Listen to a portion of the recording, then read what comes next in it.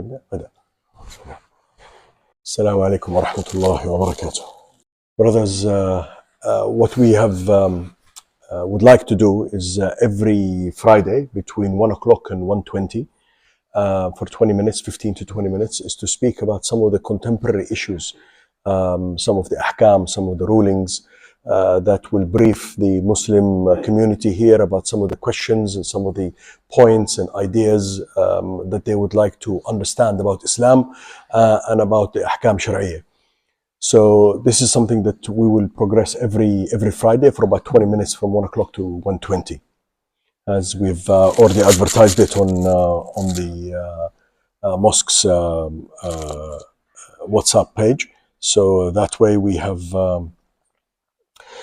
So what we'd like to do first thing is say كل عام وأنتم بخير. This is the 10 days of Al-Hajj. This is one of the best days that Allah subhanahu wa ta'ala and the Rasulullah sallallahu alayhi wa sallam had mentioned. And والفجر وليالي العشر والشفع والوتر. And so كل عام وأنتم بخير. And Allah subhanahu wa ta'ala has revealed to us that during these days it is liked that mustahab that we do takbir throughout. It's called takbir al-mutlaq. And then there is the other takbir muqayyad, which we do on the day of Arafah and then the 3 days of Eid. But takbir mutlaq for the first 8 days is takbir mutlaq. That means we can do takbir at any time for Allah subhanahu wa ta'ala. So what I would like to do, this of course will be the subject of the khutbah today by Sheikh Osama. He will talk to you about Hajj, etc. What I would like to do is maybe as the first one, we will talk about Jum'ah and the importance of Jum'ah. And Rasulullah sallallahu alayhi wa sallam, Abu Hurairah and Hudayfa ibn Yaman radiallahu anhuma said that Rasulullah sallallahu alayhi wa sallam had said that Allah subhanahu wa ta'ala had obscured the people from before us about Jum'ah, meaning the Yahud and the Nasara. أضل الله عن الجمعة من كان قبلنا. فكان لليهود يوم السبت. The Jews had the Saturday and the Christians had the Sunday. فالله سبحانه وتعالى, Rasulullah صلى الله عليه وسلم says that Allah سبحانه وتعالى هدانا ليوم الجمعة. He has given us the day of Jum'ah, and therefore they will follow us on the day of Qiyamah, on the day of judgment. We are the last of the people of dunya, and we will be the first on the day of judgment. And we will be the first to be judged before all the other nations. This is Jum'ah and its importance in terms of our understanding and our acceptance in our deen.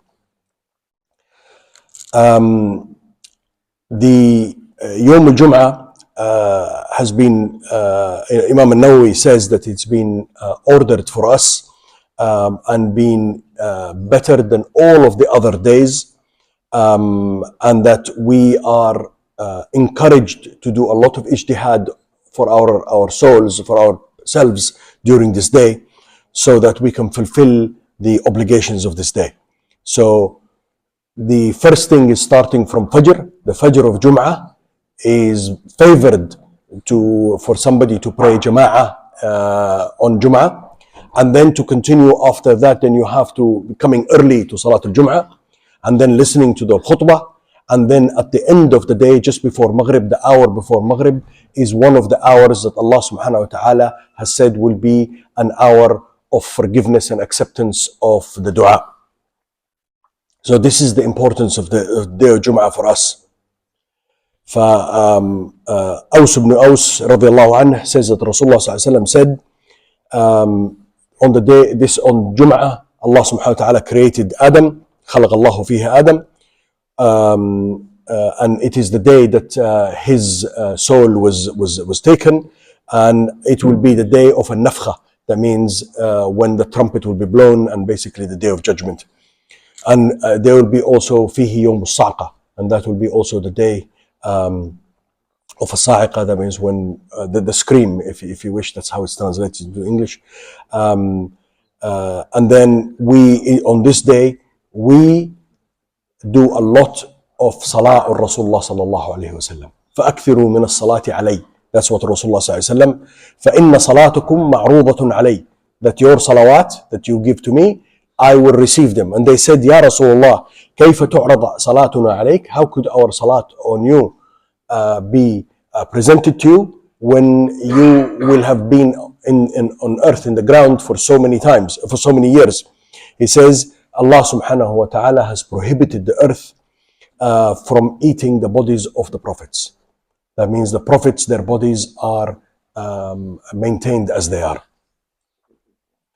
So Allah subhanahu wa ta'ala in the Quran, we have a surah called Surah Al-Jum'ah, just to emphasize the importance of this day. يا أيها الذين آمنوا إذا نودي للصلاة من يوم الجمعة فاسعوا إلى ذكر الله وذروا البيع ذلكم خير لكم إن كنتم تعلمون. You know, if the call for salah for Yawm al-Jum'ah is called, then proceed, is'u, proceed to the dhikr of Allah, to remembering Allah subhanahu wa ta'ala, and stop all sales. So from the minute that the Imam says Assalamu alaikum wa rahmatullah, there is no more chatting, no more discussion, no more greetings, no more hugging, no more sales, no more buying. It is to attend to the khutbah and to listen to the khutbah attentively. And Abu Hurairah said, radiallahu anhu, said that Rasulullah sallallahu alayhi wa sallam said, as-salatu khams, 5 prayers, wal-jum'atu ila al-jum'ah, kaffaratun lima baynahun. That means that, you know, the 5 salawat and from Jum'ah to Jum'ah is a kaffara. That means it is a blessing from Allah subhanahu wa ta'ala to forgive us from all of the minor things that we may have done. So what we also have to remember that you know, Rasulullah sallallahu alayhi wasallam had said that whomever leaves 3 Jum'ahs behind, then Allah subhanahu wa ta'ala would have stamped on his heart. And that stamp on the heart, that means Allah subhanahu wa ta'ala blinds him to the correct path and makes him his heart hard to attending to Allah subhanahu wa ta'ala, worshipping Allah subhanahu wa ta'ala, abiding by the obligations of Allah subhanahu wa ta'ala, and finds it very difficult then to do. Salat al-Jum'ah in terms of jama'ah with in Fajr, its importance is that Rasulullah sallallahu alayhi wasallam says that it is part of أفضل الصلوات عند الله صلاة الصبح يوم الجمعة في جماعة. This is a hadith of Rasulullah sallallahu alayhi wasallam narrated by Ibn Umar radiallahu anhuma. And it is sunnah at jama'ah on Fajr of Jum'ah to read Surah Al-Sajdah and then Surah Al-Insan in that salah. Rasulullah sallallahu alayhi wasallam says that whoever passes away on the day of Jum'ah or the night of Jum'ah, that means after Maghrib of Thursday all the way until the Maghrib of Jum'ah, then Allah subhanahu wa ta'ala will protect him from the trial of the grave. Also, there is an importance in Jum'ah to exert our influence, exert our effort in making dua and asking Allah subhanahu wa ta'ala for forgiveness throughout that day. And it is very important that we do this, because by doing this, Allah subhanahu wa ta'ala has already given us a time during that part of the day, towards the end of the day, to answer what Allah to answer our prayers and our dua in Sa'at al-Ijabah just before Maghrib on the day of Jum'ah. And Rasulullah sallallahu alayhi wasallam says, فيه ساعة, there is an hour, لا يوافقها عبد مسلم وهو قائم يصلي يسأل الله تعالى شيئا إلا أعطاه إياه وأشار بيده يقللها. So he is actually, you know, pointing with his hand to actually for us to understand that this is the timing that we should follow. Okay. And also in terms of Yawm al-Jum'ah, the ahkam of Yawm al-Jum'ah is we have to understand that when you come into the mosque, Rasulullah sallallahu alayhi wasallam had said that we wake up, you know, if we have slept after Fajr, and we wake up, we do ghusl, This is one of the sunnah of the day of Jum'ah. We wear our cleaner clothes, and the minute that we have the niyyah and we put our clothes on and we walk from our house, we are already in salah. Already in salah. So therefore, with khushu', we have to go out with our hearts attended and all of our bodies in understanding that we are worshipping Allah from the minute we leave our house. And Rasulullah sallallahu alaihi wasallam had said also about walking to the mosque, and explained that for every step, every time you put your foot down, a sin will leave your body, and every time you lift your foot up, there will be a hasana taken up by you.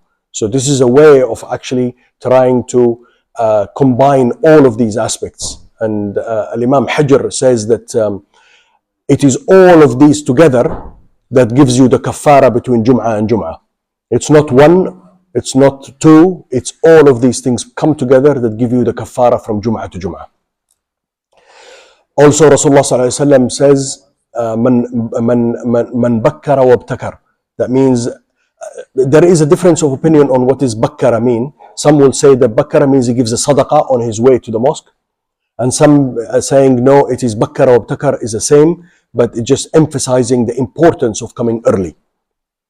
And also that when you come to the mosque, don't sit at the back, you come to the front. You always mandana wastama'a, to come close to the imam, to hear, and to also immerse yourself in the khutbah and to understand all that in its totality. Remembering all the time that you are actually in salah. So even if you don't walk and you take your car, please make sure that you are, to remember that you are in salah from the minute you left your house. So park properly. Don't block people's roads. Don't park in difficult places where it makes it very difficult for somebody to turn into a side road, etc. These are all aspects that you understand that you are in salah throughout. And when you arrive at the mosque, the first thing you do is Assalamu alaikum wa rahmatullahi wa barakatuh. You greet everybody there. There is, of course, the sunnah of what you recite as you enter the mosque. اللهم افتح لنا أبواب رزقك ومغفرتك ورحمتك وقربنا إليك. This is a dua. Allah subhanahu wa ta'ala, open your gates of mercy for us and your forgiveness. وقربنا إليك, and bring us closer to you. And then you do the 2 rak'ahs of tahiyyatul masjid. Before sunnah, tahiyyah of the masjid. If you make that tahiyyah, then if you have not read Al-Kahf, you will read Al-Kahf. But Surah Al-Kahf, you can read it, they say from after Maghrib, but many will say it is actually between Isha and before you leave your home to read Surah Al-Kahf.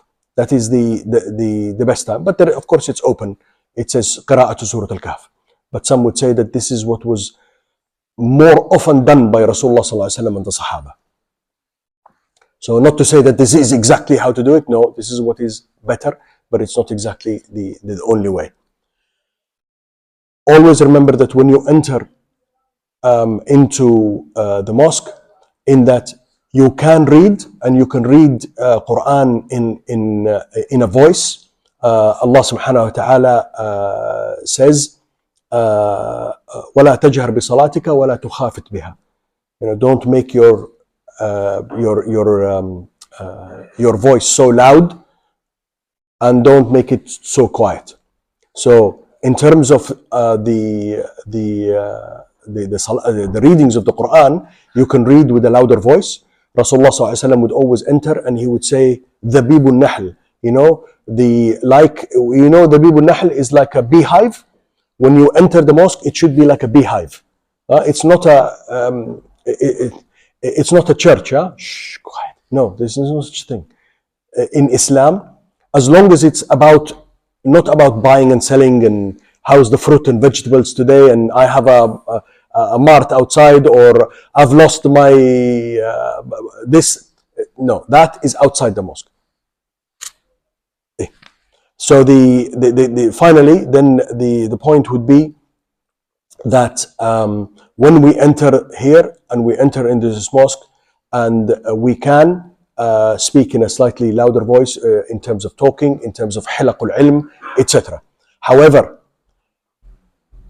On the day of judgment, on the day of Jum'ah, there is no halaqat.